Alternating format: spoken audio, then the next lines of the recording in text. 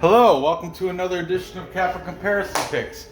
I'm Ranj, and today I will be giving you the Kappa Comparison Picks for the UFC Vegas 34, the early prelim fights. As you know, last week was UFC 265. Before I get into this one, I'm going to just quickly recap, just a fast recap of how I did last week. As you know, I was on a vacation last week, so I couldn't do the live stream with BC Day. I did do one pre-weigh-in, right before the weigh-ins with Vlad, where I made my final picks, and I did some stupid mistakes. I did some flipping, which I should have just kept my same pick, but so be it, whatever. I'm gonna quickly go over how I did. Overall, 8-5, not bad. Let's see, I did fare well though. Johnny Munoz won by sub, round 2, got that one. I was wrong with the Victoria Leonardo. Melissa Gatto broke her arm, so that was round 2. Unfortunate for her. That was my only loss on that sheet because Miles John, knockout, round 3. I picked knockout, but I said round 2, went an extra round. Manel Cape, also knockout, round 1. I picked him by decision, but still more green than red, you know. So that was all right. Here, man, I didn't like that. Karolina Kowalkiewicz, she just performed poorly against Jessica Penne. Jessica Penne submitted her first round. Unfortunate. I didn't feel confident with that pick. I was just trying to fade Penne, but look what happened. But the rest of those two fights, Vince Morales, he beat Draco Rodriguez, and Alonzo Menefield managed to get a unanimous decision victory over Ed Herman. Here's my worst one. Well, I got Rafael Fiziev, but I think that, in my opinion, was fight of the night. Boy, Bobby Green, he's slick, I'm telling you. But Rafael Fiziev, also very good. Thankfully, I picked the right side, got that right. Yadong Song got the split decision win over Casey Kenny. Unfortunately, I did take Kenny, but I don't know. I guess that Yadong Song, I don't know. It was a split decision, so what are you gonna do? Then Tisha Torres decision over Angela Hill. I figured I was taking Angela Hill, but so I got that wrong. I did poorly on women fights. Did I get any women fights right? No, I did not. I lost all 3 women fights. If I didn't have to pick women fights, I would have done great. Unfortunately, I was picking Michael Chiesa, but yeah, Vicente Luque, he got Darce choke, round 1. Good on him. He's looking great. Looking better than the guy that lost to Kamaru Usman. And who else did he? Or I don't know, whatever. But anyway, yeah, Vicente Luque, congratulations. Good job on that fight. Jose Aldo, victory. I got the decision win with him. And of course, Cyril Gane got the TKO ground and pound round 3. So, like I said, overall 8-5. However, I didn't get any full green, so none of my parlays panned out. I ended up losing money, even though I did win. Like overall, I got more right than wrong. Still, I lost. I don't know. I went into the red a little bit, but who cares? It's gambling. It's play. It's play. It's my hobby. It's fun money. Okay, so let's get into this. We got coming up on Saturday the 21st. Not this weekend, next weekend. We've got UFC Vegas 34, but some of the early cappers, the ones that put out their picks early, I did get enough of them to make a show, and actually I got enough to do another show probably tomorrow night. But tomorrow's Friday, we'll see how I feel. I might go on for, I might have an early lunch. Or late lunch, if you know what I mean. Late lunch meaning I leave work early and have lunch. But anyway, we'll see how I feel tomorrow. But anyway, let's get into this. We've got the curtain jerker middleweight fight between Abdul Razak Alhassan He's taking on Antonio Braga Neto. Okay, let's talk about the favorite in Alhassan. As I don't have to repeat it, you guys know there was some false accusations, charges pressed up against Abdul Razak Alhassan, Judo Thunder, that's his nickname, which turns out they were false, they were not true, but even still, those allegations, he hasn't been performing as well under that dark cloud of, you know, false accusations. He's coming off a loss to Jacob Malkoon, and before that, he's on a 3-fight losing streak. Before that, he got knocked out by Chaos Williams, and before that, he has a decision loss to Munir Lazez. So, I mean, what are you gonna do? But the thing is here, I believe he missed weight like maybe all 3 of those past fights by like 3 pounds or something each time. So his mental, I think, has been off because he had that dark cloud of false accusations following him around. That's an uneasy thing to have to struggle through and fight. Your mental state's not there because that's always in the top of your mind. Like, man, these accusations could end me. You know, I don't know. I'm not making excuses for the guy, but there are excuses there if you want to go that way.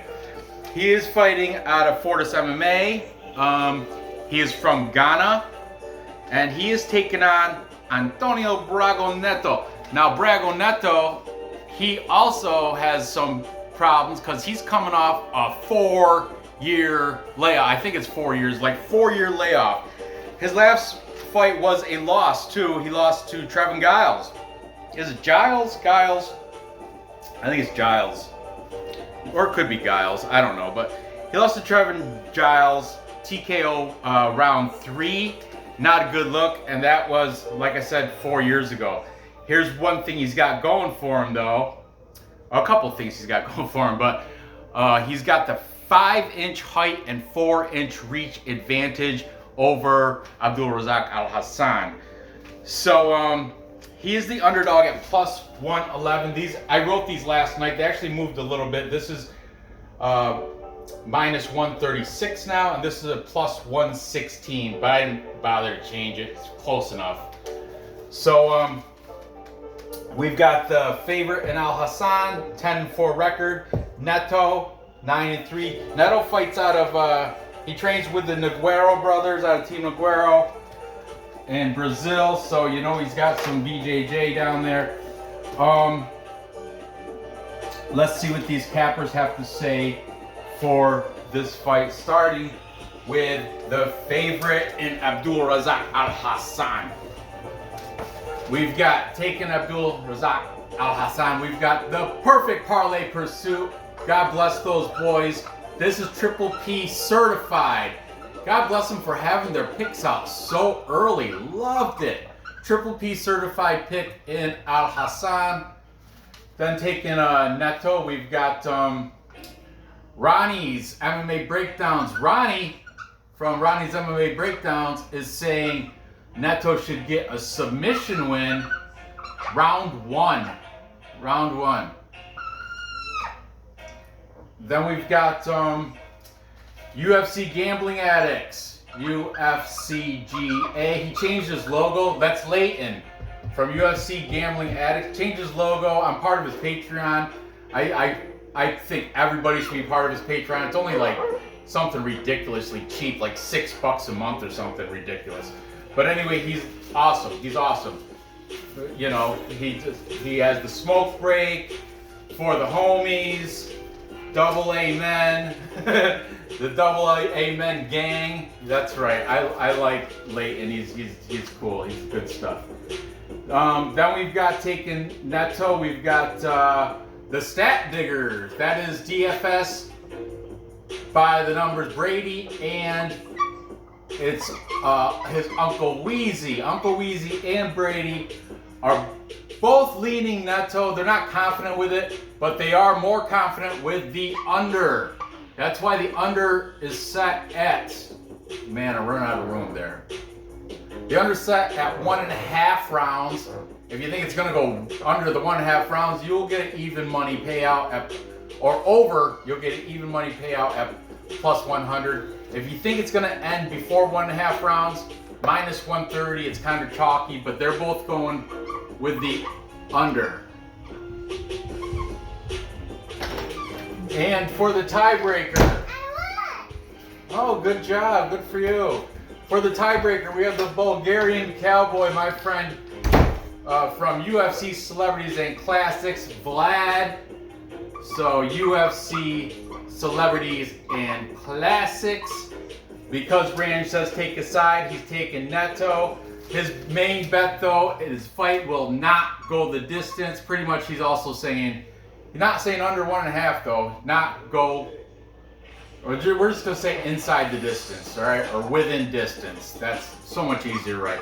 Within distance. So, edging out the cap count, we've got Antonio Braga Neto. In his return, he is massive. He's got quite a nice height and reach advantage, which I like. And he's plus money! And that is why I also am siding with the plus money here, because I'm a plus money junkie. I'm going to take Neto to get it done. And I think he's going to get it done inside the distance also. So I'm going to write within distance. I'm going to say round 2. I don't know if it's going to be a submission. You know, Alhassan, he can knock out. He's got knockout power. He's got power. So, you know, all these bets, I'm not confident with anything on this card. But I'm gonna lean Neto, even though he is coming off 4-year layoff. He's just, I guess in the past 8 years, he's had 3 fights. Something, I heard some crazy stat like that. So Alhassan is definitely the more active fighter. He's got more fights, yeah. Oh, what are the ages? 36 and 33, not much of a discrepancy there. So they're both over 30. So there you go. Moving on. Next, we've got the female flyweight fight between Courtney Casey, cast iron Courtney Casey, and Liana Jojua, She-Wolf. She-Wolf Liana Jojua is the Georgian fighter. Doesn't mention on Tapology, doesn't mention where she's training out of. She's the underdog at plus 170. These lines did not move. But she's taking on the more veteran fighter, Courtney Casey. Courtney Casey, minus 200 favorite. I don't really care for that with a 9-9 record. However, all those 9 losses, with the exception of like 2 people, are known names throughout the UFC. Her most recent loss is to JJ Aldrich, which was by split decision. And a lot of those losses are she did get submitted twice, but otherwise all her losses are by submission or by decision. So, I mean, you can't take much away from that 9-9 record. It looks a lot more horrible than it sounds. Jojua now, this is the deal I heard from Stat Diggers. Uncle Weezy said Courtney Casey, 75% of her pro fighting career is in the UFC. Okay, and Jojua, on the other hand, only 25% of those pro fights happen within the UFC. And she's lost a couple outside the UFC over in like the Chinese promotion. She's lost to some weaker individuals than Courtney Casey. Keep that in mind when determining who you want to win this fight. Jojua is coming off a doctor stoppage loss in round 1 against Miranda Maverick.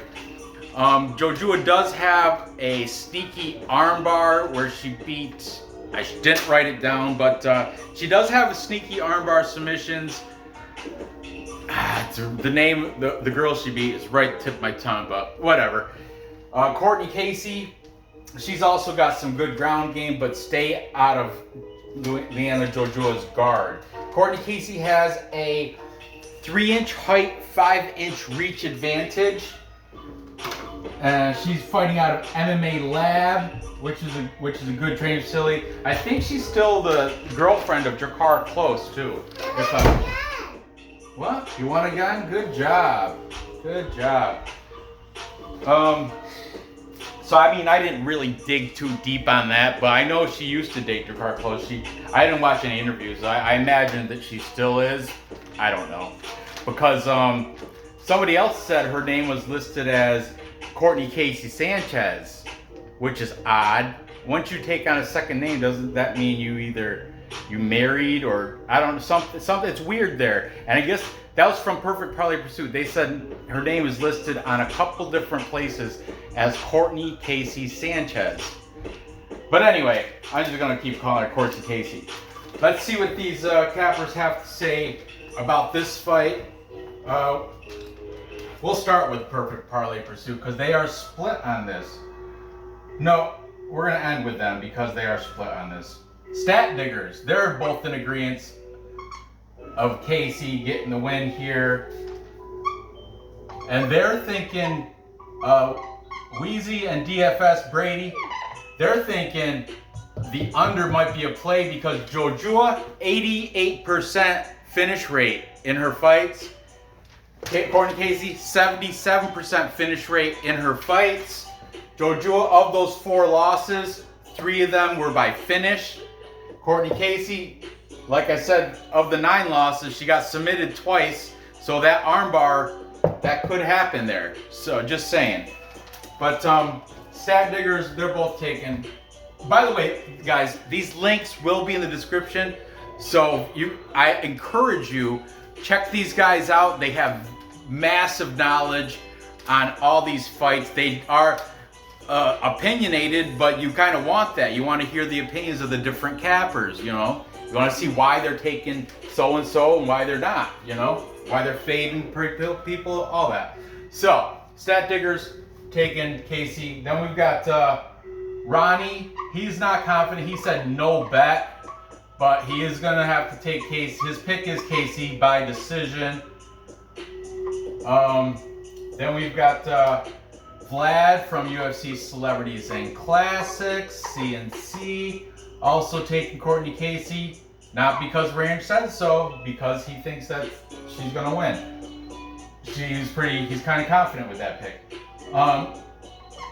Leighton from UFC Gambling Addicts, also taking Casey by decision. You see where this is going? Then we've got the Perfect Parlay Pursuit. The Luke and Dan, the Batman, are both taking Casey. The Lone Wolf contrarian pick taking Jojua is Perfect Parlay Pursuit Alex. Alex is Luke's younger brother. The Euro Under King is his nickname, and he's taken Jojua because she's got the age advantage. Forgot to mention that Casey is 34, Jojua only 26, and he's got a thing for Georgian fighters. I did say she's fighting out of Georgia, and though that was his reasoning for taking Jojua, I am not taking that plus money. I'm gonna use my head on this one. I'm taking Courtney Casey because her experience against, she's fought much higher competition. Jojua's lost to people in that Wang Feng, or that Wu Chang Feng, or whatever, that Chinese promotion, which they're one of those clowns she lost to is like a complete can. But anyway, that's why I'm taking Courtney Casey to get it done here, despite her little age discrepancy. I don't like her at minus 200, but you parlay that. And I'm going to prop it out, and I'm going to say that Casey's going to get it done inside the distance. Under 2.5 is plus 190, so if you prop that out, that'll change that minus 200 to a plus number. If you say within distance, we're going to say round 2. That's my round. Round 2. if you pick the round that the finish happens, it even pluses that money more. Congratulations, you gotta go to a higher CC. It looks like you're killing it. All right, moving on. Next, finally, for this show, we've got the Predator, Roosevelt Roberts, taking on Ignacio Bahamondes. Let's talk about the favorite in Roosevelt Roberts. He's coming off a bad loss to Kevin Croom. He got knocked down, then submitted in the first round. Thankfully for him, it was overturned to turn to a no contest because Kevin Croom tested positive for marijuana. But still, bad look for Roosevelt Roberts. And he fights out of Cortez Martial Arts, according to my notes. That's out of Monteca, California. He's taken on, by the way, Roosevelt 10-2, minus 145 favorite. He's taken on La Ignacio Bahamondes, also coming off a crap loss to a split decision loss to John Makdessi. Before that, he's got a win in the Contender Series against some clown named Gomez that is not UFC caliber, from what my understanding is from these guys say. He is the Chilean fighter, has a 1-inch height, 2.5-inch reach advantage. Fighting out of the VFS Academy in, I think it's Chicago, Illinois. Yair Rodriguez fights out of there, and Yair Rodriguez has a fight November 13th against Max Holloway. So the active gym there, and that's a 145-pound weight class. So you can imagine this is a 155 lightweight. So I'm assuming Bahamondes is probably training with Yair Rodriguez. They're within 10 pounds of each other. They both have fights coming up. So let's see what these cappers have to say about this interesting fight. I'm looking forward to it. The Predator versus La the Chilean fighter. Okay, Roosevelt Roberts. And this is kind of like a grappler, striker versus grappler deal. Bahamondes, he wants to keep it in the center of the ring. He wants to use his boxing, but Roosevelt Roberts, he has boxing as well. He has some decent striking, but I think his key to victory would be to get this to the ground, because Bahamondes, despite having 100% takedown defense, the only times anyone tried to get takedowns was that Gomez guy, and he stuffed them all, but that Gomez guy was not professional caliber MMA fighter, from my understanding, from what I've been listening to these cappers, specifically Uncle Wheezy. So Uncle Wheezy said you can't really take that 100% takedown defense as anything, because his sample size, his sample pool was not that good. So Roosevelt Roberts does have a little bit of, he's got a brown belt and BJJ. So he does have, if it goes to the ground, he's got a pretty good advantage there. I want to see how his fight IQ, see how Cortez Martial Arts trains him up to get ready for this fight. So let's see, starting with the favorite in Roosevelt Roberts, we've got both Wheezy and DFS taking Roosevelt Roberts because of his advantage on the ground, and he can still maintain standing up too. However, they think it's best for him to go to the ground. Then we've got Ignacio Bahamondes is Triple P certified. All the boys over at Perfect Parlay Pursuit are taking Bahamondes. What are the ages? 27 and a very young 23. Right smack dab, both these guys in their prime. Bahamondes still a little bit green, but he does have more professional fights. I think he's got a full year more of pro fights experience. Maybe it could be up to 3 years. I forget what Stat Diggers said, but he does have a little bit more professional experience than Roberts. Then we've got Leighton from UFC Gambling Addicts also taking Roosevelt Roberts. Jump back over here. Go ahead, that's yours. Ronnie's UFC or MMA breakdowns. I think it's MMA breakdowns. Ronnie's MMA breakdowns. He's saying by decision for Bahamondes. By the way, the stat diggers are thinking about taking violence back here. Both these guys have good finish stats in their victories. Roberts is 10-2, man. That's nothing to shake. And his 2 losses are the most recent losses. That poor showing to Kevin Kroom, and who did he lose to right before that? Man, it was somebody decent. Man, I should hold on. I got Tapology right here. It's already up. So let me just look at it. Kevin Kroom, Roosevelt Roberts. Before Kevin Kroom, he lost to Jim Miller. And the Kevin Kroom, that was overturned to a no contest. He has another loss back in 2019 to Vince Pichel, who was on this card. But he's got some decent wins here in the UFC. Alexander Yakovlev and Brock Weaver. So, I mean, he just had his past performances have been lackluster. What are you going to do?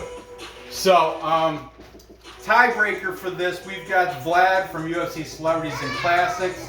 Vlad, the Bulgarian Cowboy. Vlad, you want to get his flag? It's over there. But Vlad is on the side. He's taking Ignacio Bahamondes La Iguala for UFC. Come on, show some of that Bulgarian Cowboy merch. Don't wave it too fast. You gotta show it. He signed it. That's his. It's not even there. You go. Lift it higher, higher. There you go. And now it looks great. Looks great. Yeah, that was Vlad's gift to you. UFC Celebrities and Classics is taking Bahamondes by decision, edging out for the underdog. Plus money. However, I'm a grappler. When it comes to striker versus grappler, I'm not always, but in this case, I'm taking Roosevelt Roberts, minus 145. Not that great. I don't like taking my numbers, but once I parlay him with Courtney Casey and Antonio Braga Neto, that should give me a nice plus number. I'm going to do that right after this show, whatever at the odds that are listed here. I think Roberts should get it done. I think he's going to win it by decision, hopefully by a little bit of more ground control time. I think he's going to be successful with his takedowns. He's got like I want to say 55% takedown accuracy. I think he can expose Ignacio Bahamondes, and I think he's going to get that victory. So there you have it. To recap. The time check. What are we at? Oh, perfect. Just under a half hour. To recap, I've got Antonio Braga Neto getting it done over Abdul Razak Alhassan. Despite his 4-year layoff, I still think he's going to get it done. He's the bigger guy here. And I'm taking that plus money. So I think he'll do it within distance. I'm going to say round 2, but I'm not going to. You don't have to prop it out for parlay purposes. Then I've got Courtney Casey. I'm more confident with this pick than the rest on the card. But Courtney Casey, female fight. As you see last week, I lost three of my 5 losses were all female fights. What? Come on, I'm finishing this video, Nora. I'm almost done. And so I got her winning. Also, within distance, I think she's going to take care of Jojua. I might say round 1, but I'll go with round 2. No, you know what? I think I'm going to change that. I think she'll get it done round 1 over Jojua. I'm not very high on Jojua. Courtney Casey's a better fighter. So finally, I'm gonna take Roosevelt Roberts, the Predator, to get it done over La Walla Ignacio Bahamondes, the Chilean fighter. Even though he got the Capra majority, I'm going against that. And it's a Capra majority at a plus number too. But I just think Roberts will bounce back after his little slump, his bad showing against Kevin Kroom. You know, so yeah, let's go Roosevelt Roberts. And I think he's going to get it done by decision. So there you have it. Gather the info. Place those bets and cash those tickets. I appreciate it if you guys give me a thumbs up. Feel free to comment down below on who you think's going to win any of these fights. Cash the tickets. Is that better? So I appreciate you watching. I do already have the next set of 3 prelim fights. I'm working on them. I already got 4 of the 5 cappers I need to start a show, so I'll do a little bit more research. I might have it ready for you by tomorrow. If not, I got a whole nother week before these fights start. So stay tuned. Hit that bell if you'd like. Feel free to comment. Good luck on these bets, and I'll see you next episode. Bye.